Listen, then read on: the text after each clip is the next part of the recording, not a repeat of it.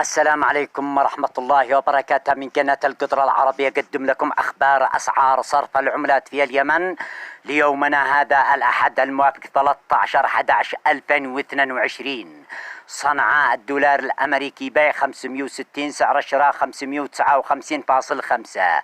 الريال السعودي بيع 148.65، سعر الشراء 148.45. استقر الدولار والريال السعودي أمام الريال اليمني في محافظة صنعاء. محافظة عدن الدولار الأمريكي بيع 1188، سعر الشراء 1178. الريال السعودي بيع 314، سعر الشراء 312. محافظة حضرموت الدولار الأمريكي بيع 1181، سعر الشراء 1170. الريال السعودي بيع 312، سعر الشراء 310.